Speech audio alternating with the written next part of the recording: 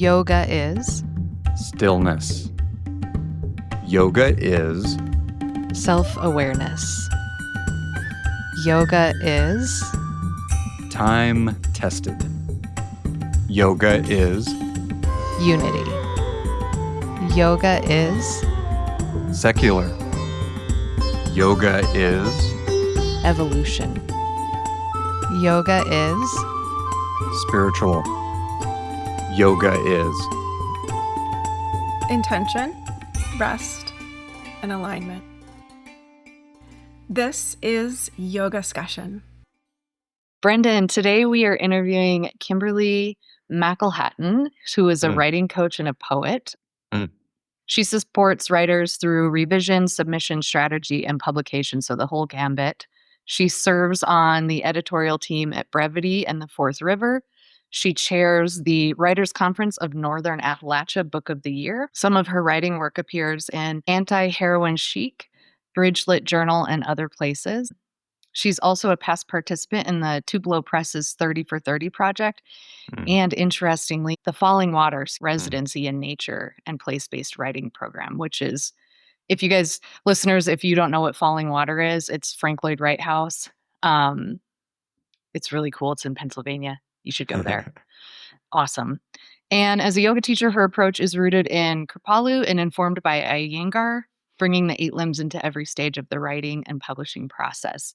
And just a little side note, I met Kimberly at Bernie Clark's Yin Yoga teacher training and just instantly kind of connected. She's got such a grounded, sweet, earthy vibration. And I love Kimberly. And I've worked with her as a writer, but I've also been with her in a yoga context. And what I love about Kimberly is that she brings mindfulness practices from yoga into a writing setting so that we can apply those skills into what we're working on as writers. And so I'm just really excited to interview her today, to talk to her today, and for you to get to meet her as well. Oh, yeah. And it's just really interesting to see how like writing and a yoga practice can kind of mesh and intertwine. So I look forward to diving into that with her. Hello, Kimberly. Yay! Yay. Oh, you're here. Good. Yeah, good to see you both. Yeah. Good to see you too. Likewise. Oh my gosh, I'm so excited to have you on the podcast and also just get to talk to you again because it's been a while. It has been, it's been since, we did co-writing, but since we've seen each other in person, it's been since before COVID. So that is a long time. So, 2019. Yeah, it's been a while. Can you give listeners a little bit of a background on yourself, like your yoga and then like how yoga moved into writing for you? So my mom discovered yoga in the 80s, and I did yoga with her when I was a toddler with the show Lilas, Yoga, and You. So that was my start, my introduction before I was in ballet class. Usually it's the reverse. Like there's this stereotype of the women who took ballet as toddlers and then end up in yoga. I did yoga on TV and then ended up in, ballet and movement classes after that. And, eventually I started a more formal practice. When I went to college, I went to Penn State University main campus, and thankfully they offered yoga as a kinesiology study. So I took yoga every semester I could until I ran out of credits that I could spend on yoga, and really enjoyed the study of yoga alongside the stress of going to college because it taught me how to turn off the brain and sleep well. It also taught me how to create healthy boundaries with work and play, things I didn't at that time know yoga was truly about. And I was gifted with a remarkable teacher who had founded a yoga training program in the late 90s in central Pennsylvania. And then I had a personal practice for a lot of years after that. Ironically, the people I ended up getting my YTT from bought their yoga school from the person who I had been studying with in college. So that was a really nice handover in terms of lineage. And I didn't even know that when I enrolled in YTT, but then when they went over the lineage. So that was really special. Yeah, and so my background is mostly in Kripalu with some Iyengar influence. After college, I studied with someone who was trained in Iyengar. I had 3 teachers trained in Iyengar, and I like Iyengar, but it's not for everybody. I like discipline. I need more discipline in my life. And so the Iyengar fit that. And I happen to have a body that could move in the ways Iyengar was asking me to. But I also like the Kripalu, the mind, that heart-centered practice, especially as I age. I really like having that heart-centered practice because my body no longer sometimes does not want to move in the way that an Iyengar practice wants it to move. And then I met Gina in Vancouver when we got our yin yoga training with Bernie Clark. So that was so special. Oh my gosh. It was. I feel so grateful to that training because yeah, you're actually, there were so many good people in that training, but you're the one person I've actually stayed in touch with, off and on throughout the years. Yeah, there was a core group of really cool people there. Obviously, you're one of them, but there were other folks travel clear to another country and find out I'm one person removed from them, from my yoga and drumming community clear back in Pennsylvania. So there were people that I stayed in touch with from Windsor who are then I'm friends with. It's That's like awesome. Yeah. So yeah, it was a great training and with lots of lovely surprises. So if anybody's listening, highly encourage you to check out Bernie Clark's many trainings over in Vancouver and to do them in person. It's a wonderful city, and he's a wonderful mentor, along with his partner, Diane. Yeah, they were both business partner. Yeah, business partner. And his wife teaches too, and she's an awesome yoga teacher. I've taken some courses with her online, and she's a great meditation teacher. Oh, there were so many threads there in your intro, Kimberly.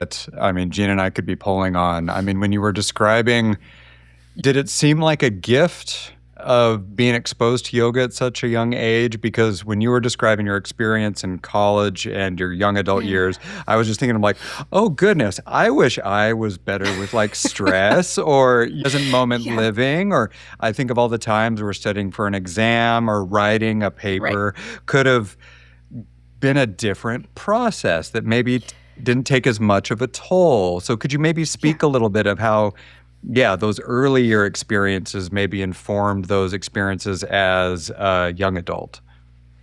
Yeah, I think it's such a great question, Brendon. And people have asked me, one constant throughout my whole entire life is people have told me I'm confident. I don't know where that came from, but I suspect it started with doing yoga at 3 and becoming confident in my body and how it can occupy space. I don't think I learned like the mindfulness strategies that I have now about calming the mind and stress management. But I do think I learned, especially going from that into early ballet classes, I think what yoga taught me is roll my shoulders back, align them on top of the hips, and I've always looked confident as a result of that posture study, even though maybe inside I didn't feel that way, but it taught me to project that energy in ways that I didn't know I was doing, but other people noticed for me. And what a gift as a young woman to be confident in my body and how it occupied space. And what a gift Lilas gave to me unknowingly, and what a gift my mother gave to me by having me do yoga with her. So that I think is the biggest lesson. And then going into ballet class, and I had a Russian ballet instructor who definitely instilled that. So it was a nice continuation of building body confidence. Yeah, and I loved your use of the word projection, because it just seems like, confidence is essentially just a projection of that present moment embodiment, right? Yeah. Yeah, it's not like this superficial confidence where you're just trying to project like an illusion. You're really just being present, and then that's almost received as confidence. Yes. Yeah. Well, there's been a study on power poses in yoga power poses, and how they've taken people and been like, we're going to take you to a job interview and you're not going to do anything. And then they take another person and say, you're going to do the same job interview. You're going to stand in this power pose for 20 minutes. And they've noticed that even hormonally, the hormone shift in the body and the people who were in the power pose showed up in a more confident manner. And that's just prana moving through the system, right? Like, it's cool how like the structure of the body can change. Like if you change the structure, stack your bones, get aligned. Yeah. You can actually like change your internal state, which is it's always mind-blowing to me with yoga. Yeah. I'm wondering if you can, since you are now have like in this writer's realm, and if we could talk about yoga and writing and how this came about for you. I got to experience your collaborating group, and it was so beneficial for me. It was such a wonderful container to operate in. I shouldn't say operate, that's the wrong word. And more like explore and play and feel inspired. And what I loved the most about it was how we would check in and check out, and how yoga really was the container for that, even though we were not doing yoga. Yeah, so I don't know any other way to do groups, but to use the container of setting an intention or a Sankalpa. In yoga, we don't call it that in the co-writing group because not everybody there is a yogi, and I want to make it accessible.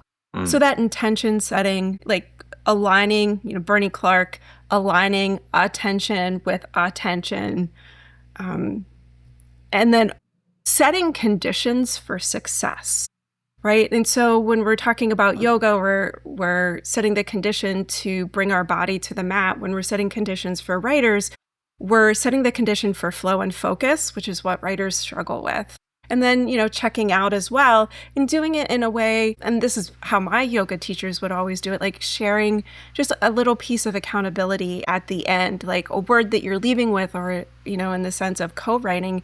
It's real simple. We're not we're not there to critique each other's work. We're there to hold each other accountable for sitting in our seat and writing. So that, a simple checkout of what did I accomplish and how will I continue to move forward, I think is such a more powerful move in some way than sharing some of your work. And so, I bring that same container that Kripalu teaches us, the centering, the Sankalpa, coming aligned with the moment, and that checkout. And so as a result, the co-writing folks go away with, and that experience they have is a very heart-centered practice. And they're not, what I find is that they're not used to having a heart-centered writing practice. Writers usually have a really conflicted relationship with their writing, where they love it, but they hate it, and they never find, they always put it last. And if I can create a container for 90 minutes where it is heart-centered and they have a positive relationship with their writing, I know that they'll be successful even outside of that co-writing experience as well. So, Yeah, it's interesting to see how like writing and yoga could kind of intertwine. And your bio mentions that you apply or bring the 8 limbs of yoga into the writing or even like the publishing process. And it's interesting to think about that integration.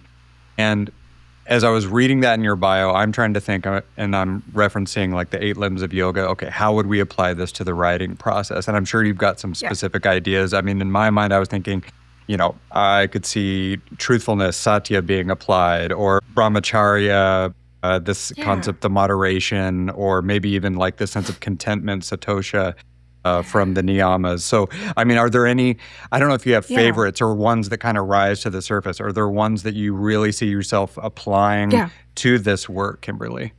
Yeah, so there are 2 that I'm always referencing with my clients who do yoga. I'll call the Yamas and the Niyamas out. If they're not a yogi, we'll talk about the terms, but like we'll talk about the plain English terms of it.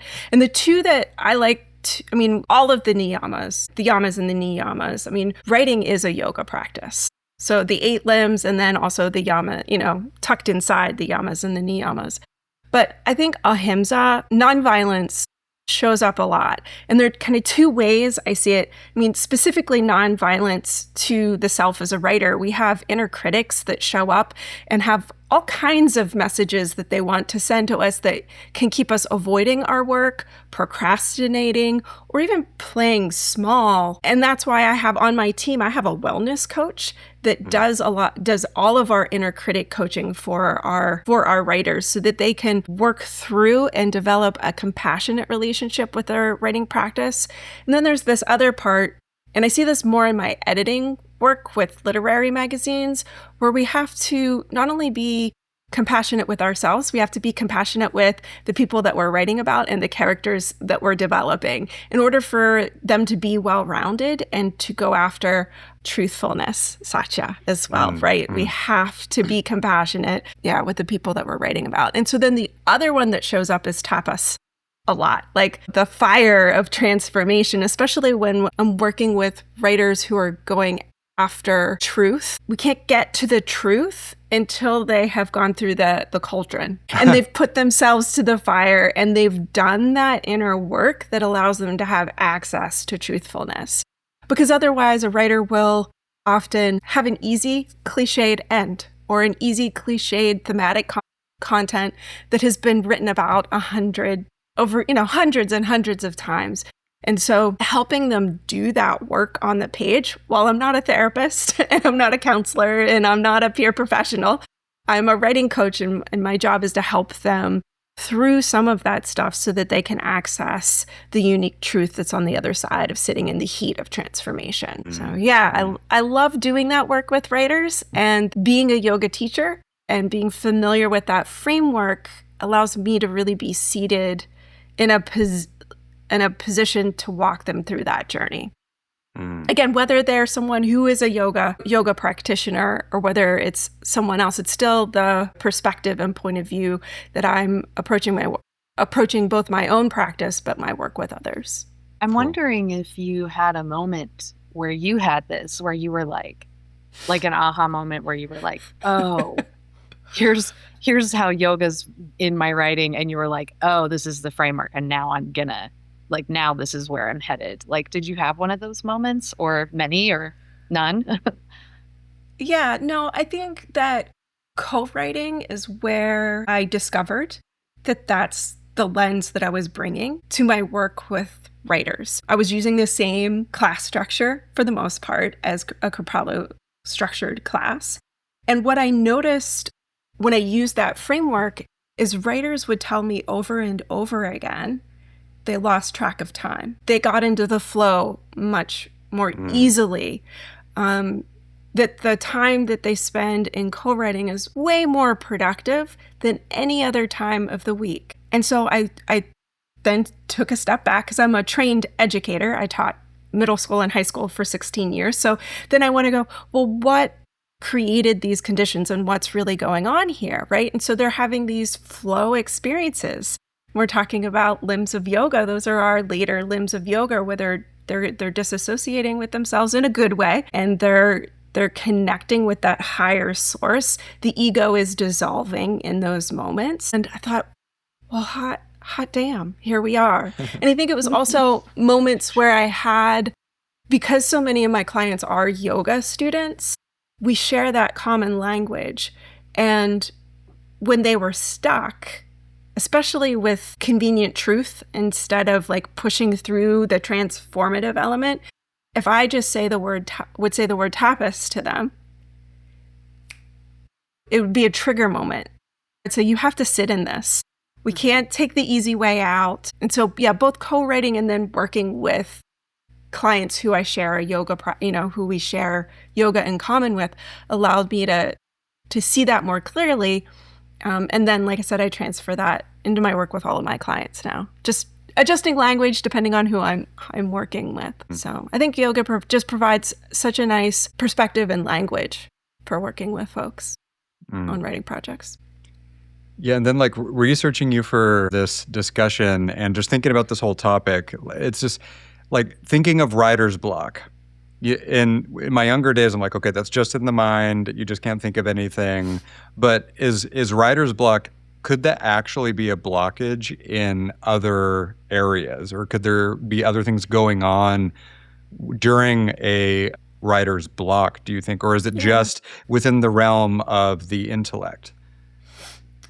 I think writer's block could have a foundation in a couple of things, and it's about working with a writer to figure that out. Oftentimes, it's one of a myriad of inner critics who may be trying to protect you from failure or from success. So sometimes that inner critic will mute your voice in order to protect some wounded child version of you. We also incorporate internal family systems work into our work with authors. So it's a weird mishmash of Kripalu yoga and internal family systems. And so we apply that writer's block. We apply inner critic work on top of the writer's block. Or it could be the author just hasn't figured out what things mean yet. And so they think they're blocks, but they haven't given themselves enough time to sit in the tapas, sit in the transformation, or they have busied themselves so much that the default mode network in their brain doesn't get time to reorganize the memories with the new writing in order to find meaning. And so that's where we encourage mindfulness and meditation. Walking is one of my most often prescribed forms of treatment for writer's block, because it's usually a default mode network or inner critic issue at play there. And when you say default mode network, do you mean like the way we distract our brains with stuff? Like when you said go for a walk, I was thinking of all of these great, brilliant writers who were like, all of my best thoughts come when I'm walking. But then I see all these people walking today with like headphones in, and they're like either talking to somebody or they're on a podcast. And I refuse to do that. Like I walk with nothing. Yeah. So the default mode network is the part of the brain that turns on when we're meditating or where we're doing nothing without headphones in, without watching television, that we're simply doing nothing. And neuroscientists don't completely understand what's at work. They can identify the different parts of the brain, and there are parts that light up all over the brain. It's not just one section. And so what I find interesting is that as a result, your brain is forming all of these new connections, and it's trying to make sense, usually of the past, or it's trying to make sense of what it predicts is going to happen in the future. So if you're a writer, this is really critical if you're going after truth, especially a nuanced, fresh perspective that you're trying to share. And I think you're right. You're very much right here, Gina. Like walking with your headphones in, that means you're processing the information that's coming in. We're not allowing the default mode network to come in. And I think it's so crucial for integration. And so that's why I prescribe walks. No headphones. Just go take a walk in the woods where the stimuli around you is reduced, so we can start lighting up the different parts of the brain to start that integrative process. I have one more question in that vein, just because I just recently was reading a piece about how they were studying what parts of the brain light up when you're typing and what parts of the brain light up when you're writing by hand. And they were showing that there's so much more integration, and like the brain is on fire when you are handwriting versus typing. And I just wondered if you had any thoughts on that, because I'm still mulling it over in my own mind. Yeah. That research was coming out started to come out in 2016, 2017, while I was still a teacher. So at that point, I was really interested in that research because I was working with young minds that needed to learn, memorize, and integrate all kinds of things every day.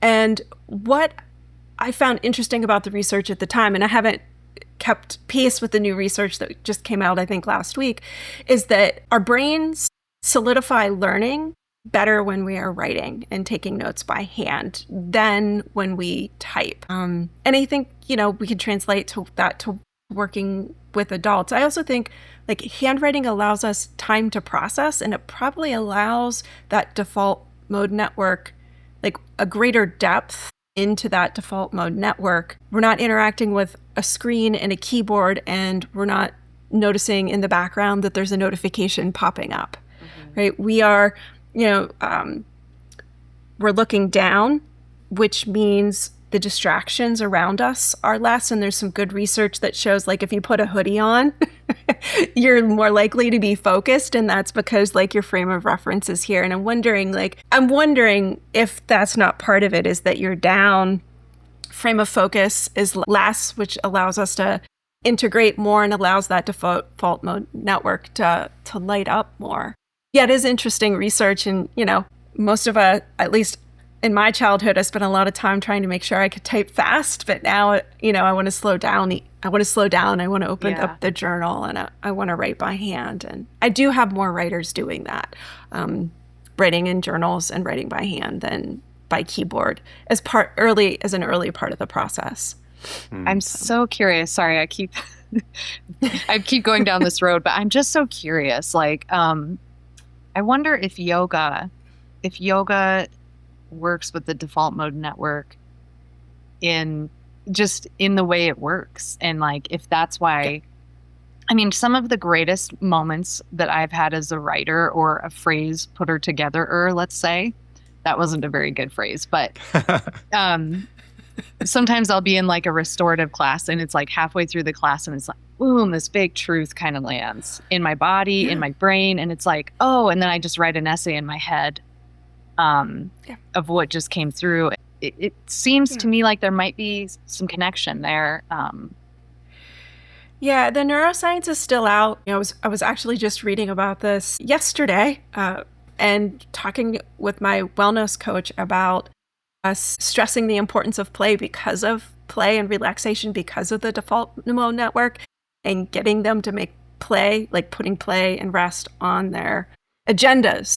And in that, I did read things about how default mode network comes on when we're meditating. And I think when we're doing yoga, when we're in a pose, we have these little mini meditation, especially with restorative yoga, when you're in a pose for 3 to 5 minutes and there maybe only is music playing and we're not being guided. I think these little mini meditations are opportunities for that network to light up and give us little pieces of enlightenment, right? Yeah.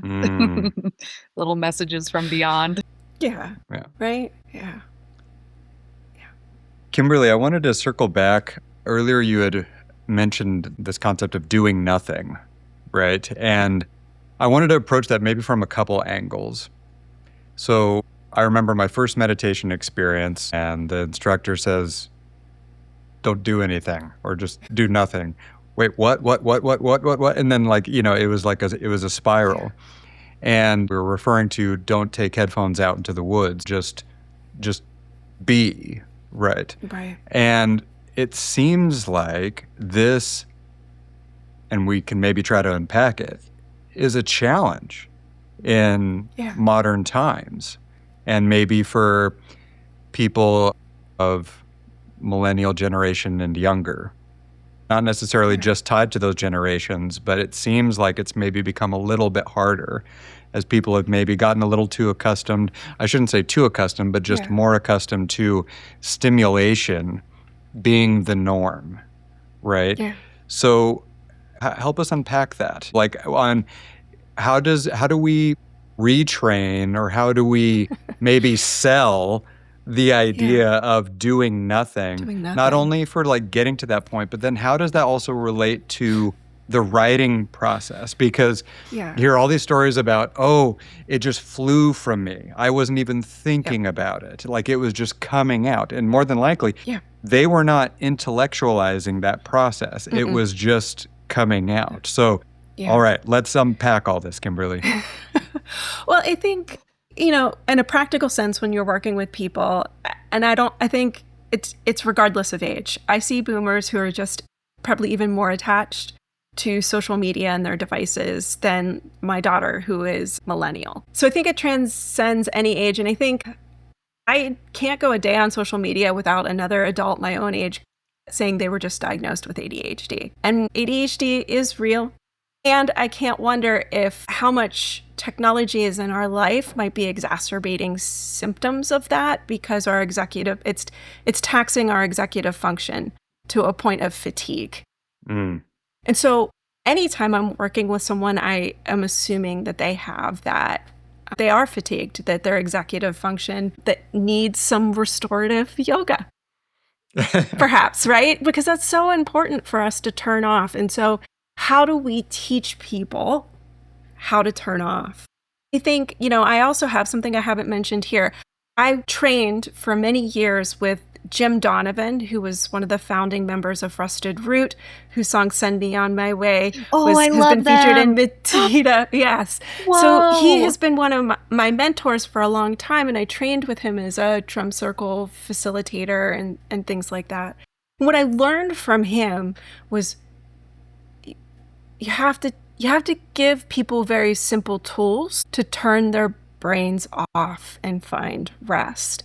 So, for example, in co-writing, I understand that even if we do an opening meditation that is 3 minutes, that 3 minutes might feel very long and impossible for some of the people who are showing up for the first time. And so how do we help them anchor to nothingness? And for me, that's as simple as saying in on the inhale, pause in the in-between, out on the exhale, and pause on the in-between. So that if their mind is feeling scattered and their body is feeling scattered, they can use those 3 words to stay anchored to the breath, and then also give them permission to forgive themselves for not doing it right. And that's something, what I like about that is that's something that they can even take with them outside of co-writing. You know, if I have a client who would say they were having difficulty keeping their mind off of other things while they're in the woods, I would teach them about labeling.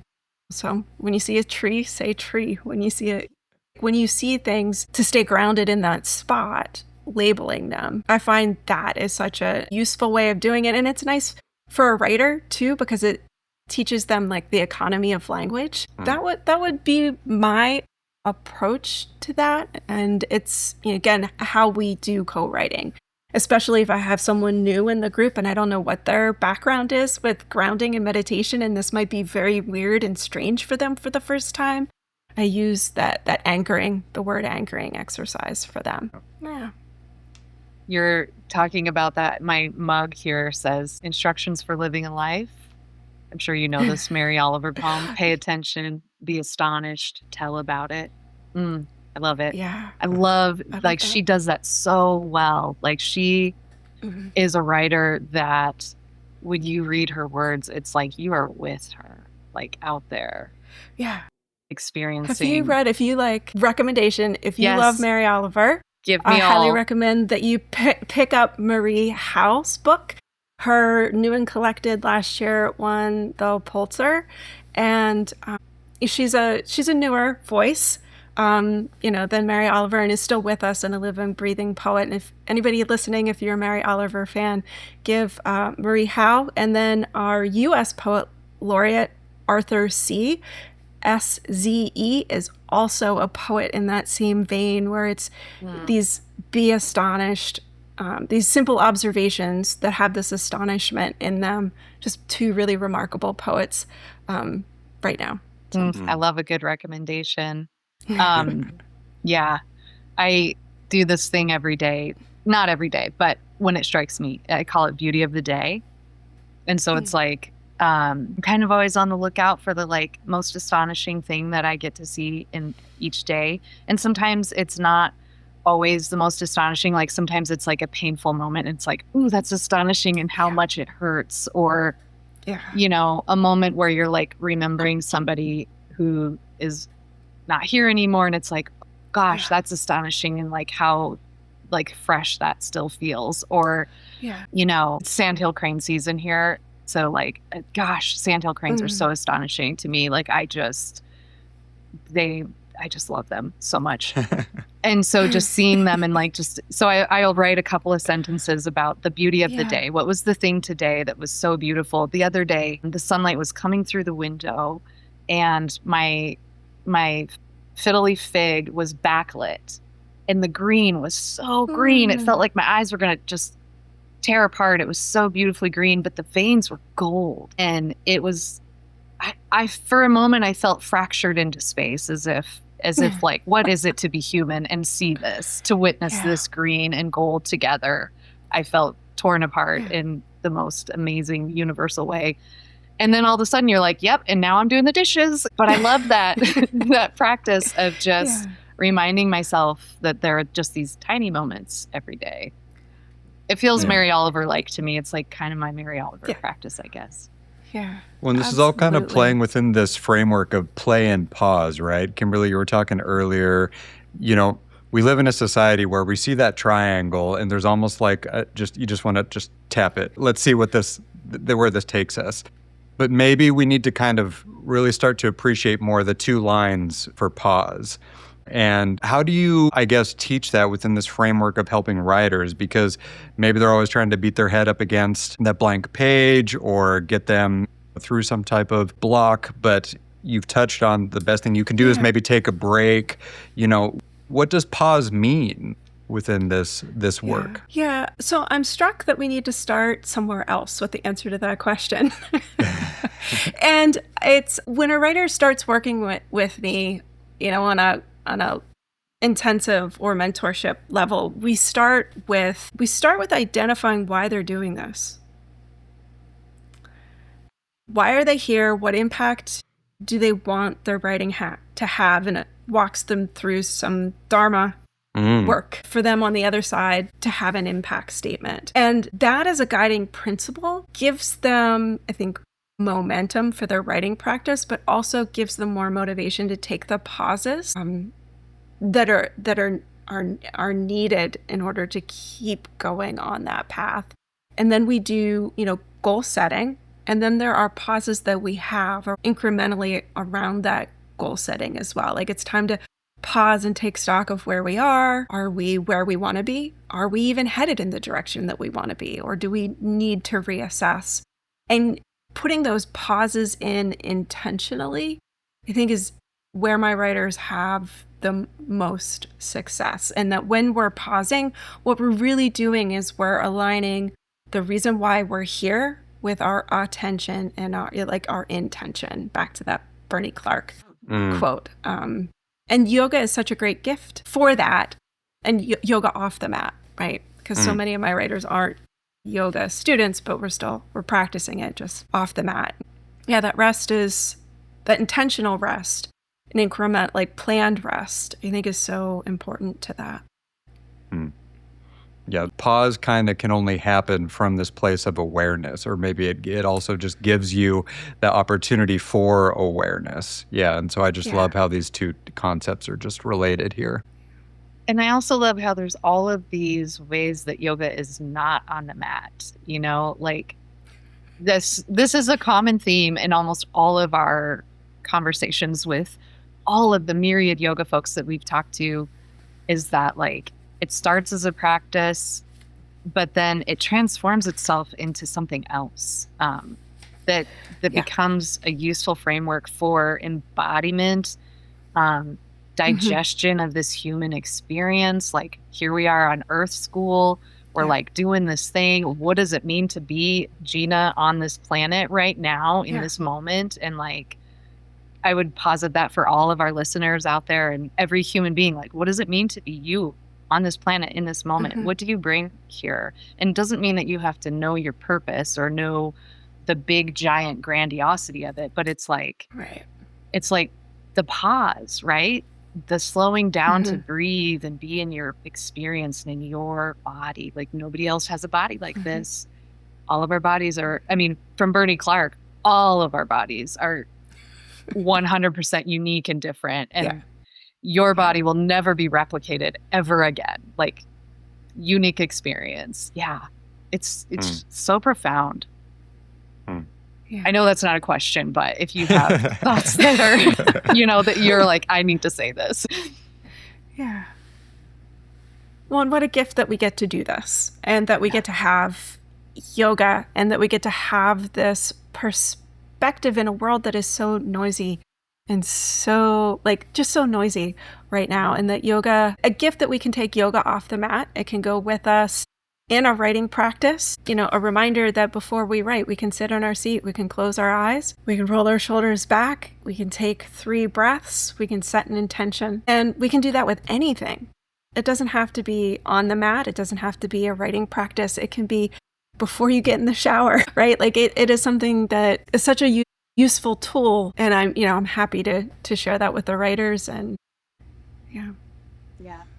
Well, and Kimberly, you had mentioned perfectionism or fear kind of being these obstacles for writers. And these are like human obstacles. They're not just, unique to writers, but we can also maybe talk a little bit about how perfectionism and fear manifests in a yoga studio space. How many times where we or listeners, maybe even while they're listening to this episode, they're trying to master like an asana?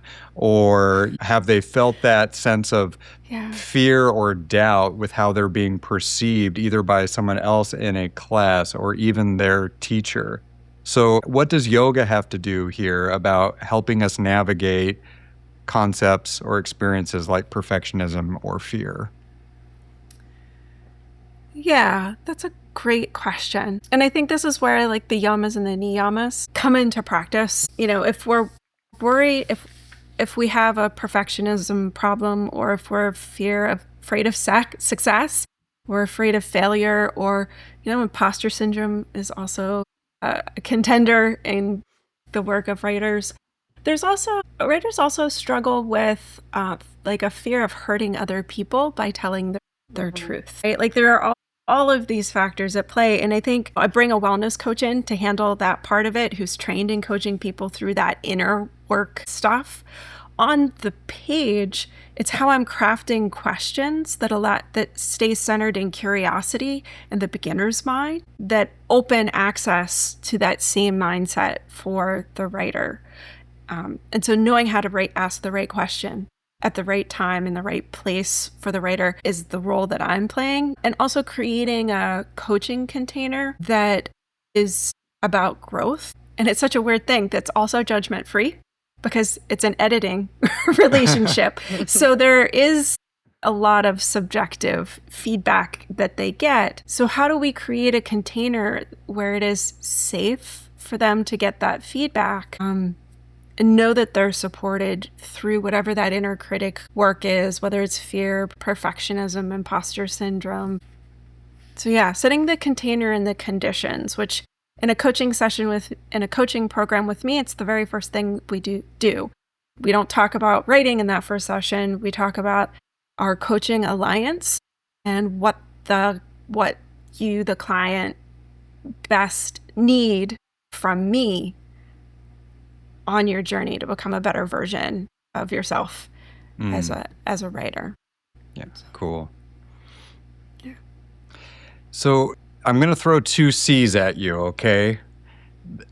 Creation and contemplation.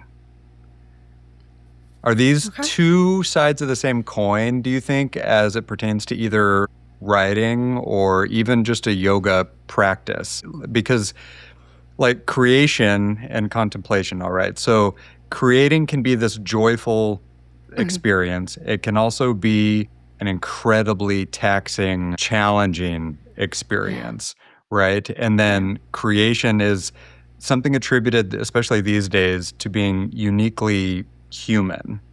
And it's kind of like a struggle, right? And if struggle is also related to the concept of suffering, also like human. Yeah. So what do you think about these 2 C's, Kimberly, in relation to this conversation? Yeah. Well, I think creativity starts in contemplation. Yeah. And I think contemplation, if we go back to the default mode network, happens when that is turned on. And then the creation is what we make of that. The creativity is what we make of that contemplation. I think the creative act is also, contemplation might not have a sandbox. It might not have a container, where creation, the best creation, typically happens inside of a container with constraints, because it's how we manipulate and creatively use those constraints. So for example, if you're a poet, it might be, I was walking, I have this really great idea. Gina, like you were saying, every day you have this practice of pointing out beautiful things. That's the contemplation part. But then we come back, we sit in our seat as writers. What do we make? What do we creatively make of that thing that we were thinking of? Do we make it into an ode, a sonnet? Do we turn it into a flash nonfiction? Do we turn it into a micro essay and submit it to Beautiful Things that's hosted by River Teeth? And it being a wholly human endeavor, that's a whole nother podcast with people. I think that's a panel or a big conference that we can get into. I'm not sure how I feel about that, because I imagine you're hinting at AI and how that can be used in a creative sense. And I don't know that I am ready to come out on either side of that, because I am a tech person.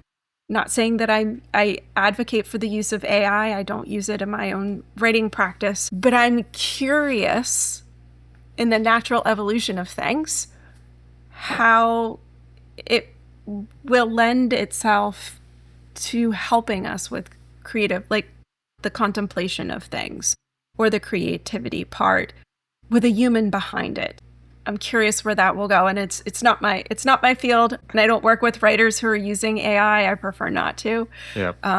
And that's simply because it's harder to edit a piece that's written by AI, because it's generally not written that well. And so, yeah, I don't tend to work with writers who are using AI. Yeah, no, that's understandable. And I guess, do you think that your role as a writing coach has deepened your understanding of yoga, or maybe even just flip that as well? Your experience and the time you've had practicing yoga, how much of that has informed what you do as a writing coach? So it's kind of like a dual question at you, Kimberly. Yeah.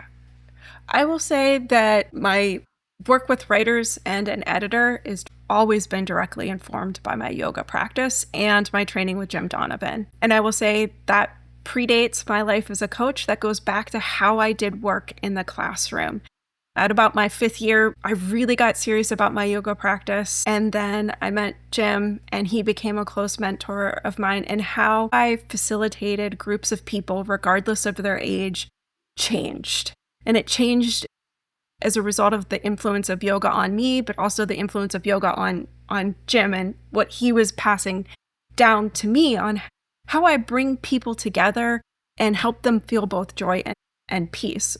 With 13-year-olds, I wanted to create conditions where they felt safe so they could learn. Adults, I want to do the same thing. I want to create conditions where they feel safe so they can learn and they can write their best work. I will say, once I went and got my YTT, it deepened and strengthened that understanding, because until that point, it had been a bodily practice on a mat practice, and it had been distilled through my mentor.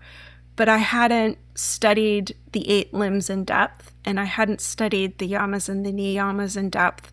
And my YTT program was an extended program. There's a lot of them that are real short, and there's no time for integration. Mine was long, so there was time for integration, and that is when then it started to shape both started to shape each other at that point. And profoundly thankful for my YTT study and its emphasis on philosophy and ethics. Yeah, Our cool. YTTs were also extended. And for listeners out there, if you are interested in getting a YTT, I highly recommend finding an 8-month, a 10-month, a year-long program, because there's so much information, and you're going to go down so many awesome wormholes of everything, and you're going to find the thing you're super jazzed about. But in those 200-hour YTTs that are 2 weeks, your brain, your body, your spirit, your psyche just simply cannot absorb that much. Well, it comes back to rest. Mm-hmm. We need time to rest, to integrate. Yeah. And if we're going to show up as a yoga teacher who is living and breathing these practices, we need time for that rest and integration. And a 2-week or a weekend retreat, YTT doesn't afford us that opportunity. It's not how we embody learning. Yeah. I think that too circles back to that default mode network too, we are bombarded all the time with social media, with news, things happening. And it's just I literally have to carve out time in my life to be no phones, no TVs, no screens. I'm going to lay on the floor or the ground outside for 20 minutes and don't talk to me and just let me breathe. And that is hard to do because our brains and our society, I think, has convinced us that productivity is so paramount. And you can't have productivity without rest. You cannot. My little tiny soapbox. But I do have a last question, only because I'm such a nerd. So in your bio, you said that you did a residency at Fallingwater. Did you get to stay there? Like, can you tell me a little bit about it? Oh my God, I love Fallingwater so much. So a quick plug for Chatham University's MFA program. They have a full res and a low res program, and their program director, Sheila Esqualante, is fantastic. Chatham is in Pittsburgh, so it's not that far from Frank Lloyd Wright's Fallingwater. Chatham in collaboration with Fallingwater last summer hosted a 5-day writing residency. And so I got 5 days on the land. We get to stay at High Meadow Studio, which is a 1 mile walk up a farm road to a building that was built in the style of Frank Lloyd Wright and has lodging for about 15 people and a nice commercial kitchen in it. So I stayed there for 15 days for 5 days with 15 other writers, and we got great exclusive access to Fallingwater. We got a great in-depth tour, but then the next day we were invited back, and it was just us. They opened the door. They said, "Take off your shoes. You're here for 2 hours." And we had unfettered access to the house, places that you wouldn't normally be permitted to go. We got to go, including the basement. It was interesting to see the basement, right? Well, it's got the boiler in there and it's got cleaning supplies, to juxtapose that against the grandeur of the rest of the house. But to be barefoot in Fallingwater with the rock floors was really nice. They also opened, if you've been to Fallingwater, they opened the gate that leads down to Bear Run and allowed us to go down the stairs, open air, and stand right above Bear Run and feel that rush of air that's coming from the stream that cool. Yeah, and just 5 days writing on that land, getting to explore that land. And the best part was communing with other writers. I think one thing that we haven't talked about is such an important part of living a full and rich writing life is being in community with other writers. And so some of us did very little writing that week because we were starved of that community component. And we made really lovely connections there. I think the more time you spend in community with other writers, the more you feel like a writer, the more you know you're a writer, and the more you sit in your seat and write. And so that was really special. So shout out to Chatham. It's part of their low residency program. So if you decide to go for your Master of Fine Arts in Creative Writing, it's a really remarkable experience, and it's a lot of rest and play while you're there. I got to tour Fallingwater as a part of my job in my other life. And every room we went into, I was like, because I'm an archaeologist, and I was just like, oh my God, that pre-Columbian pottery, like what? And the lady who was giving the tour was not towards the art or the artifacts, but she looked at me the whole tour. I was like, oh, that's a hokusai. Oh my God, there's a dega. And she was like, you're on the wrong tour. You need to be on the art tour. And I was like, I'm dying. I'm just, it's such a beautiful place. So I got to sit with that art. Without somebody looking over my shoulder. The cameras were on, but I got to be with the Degas and the Picassos, just like really taking in how special it is to be in a place that has such a great art collection and to be in a house that is so deeply connected to nature at the same time. Yeah, that house. If you're an archaeologist, I am taking a group of writers in November to Meadowcroft Rock Shelter in Washington, PA, which is... my aunt lived there. She's not alive anymore, but... So Meadowcroft, for listeners, Rock Shelter has the oldest evidence of human habitation in North America, and it rewrote the theory on human migration to North America. And so they have evidence of humans being there back to 19,000 years ago. I'm taking not a lot of people know about this place, so I'm taking 25 writers and 5 instructors there in November, and it's going to be place-based and about rest and play, but how can we leave there and tell people about the importance of this particular location? Yeah, the excavations there were very, very debated. Interestingly enough, did some seabed dragging where they like drug the seabed around on the East Coast, and they found a mammoth skull with a, sorry, my archaeology brain is turned off. Spear? A spear point in it. And, you know, they were able to date the mammoth skull, and it was like, okay, this is more evidence. There's also settlements in southern South America that date back to like 23,000 years ago, which is also like another, it throws the story of how we know the peopling of Americas happened on its head. And, you know, archaeologists love to argue about that stuff. I would love to join you for that. So if you want to send me the details, I'm going to see if I can make that happen. Yeah. That would be so amazing. One last thing I wanted to ask you. So that did kind of hit on it. If people wanted to work with you, say there's like yoga writers who are listening to this, or maybe somebody who's a writer just happens to come across this, is there a way for us to find you and connect? Yeah, so the best place to find me is I still hang out on Facebook a lot at Kimberly McElhatton on Facebook. The other best place to find me is at my website, openroads.life. If you want to sign up and come to co-writing, that's openroads.life/co-writing.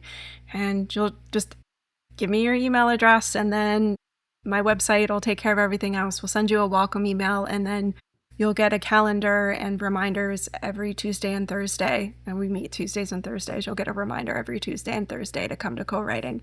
And if you're listening to this podcast, and I think you'll find it a nice, warm, comfortable place that's familiar, because it'll feel like a yoga practice, but it'll be a writing practice for you.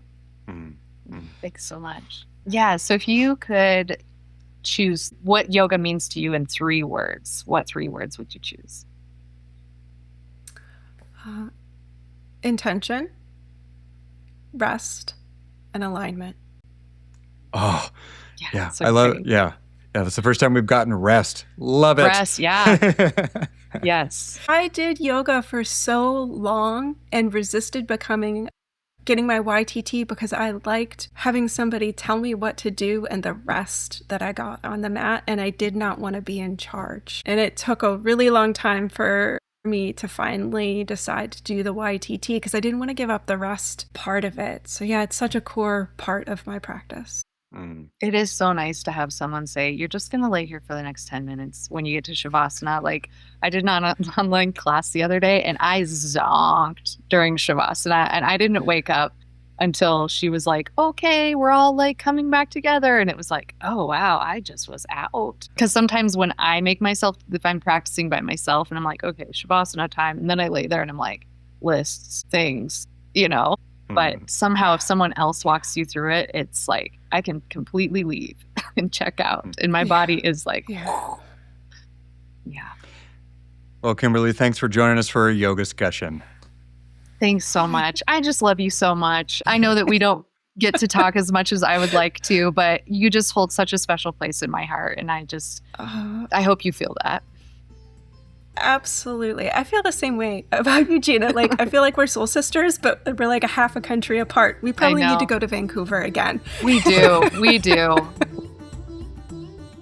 Want to get early access to ad-free episodes of the entire Growing YogaScussion archive, as well as live recordings? Want to submit comments and questions to the guests and the hosts? You can join the YogaScussion Circle and receive a link to join each YogaScussion episode as it's recorded. During the recording, you will have the chance to ask questions and participate in the YogaScussion yourself. Feel good about being a sustaining member of the show while also joining the YogaScussion with us. Thanks for listening, and we look forward to you joining the YogaScussion soon.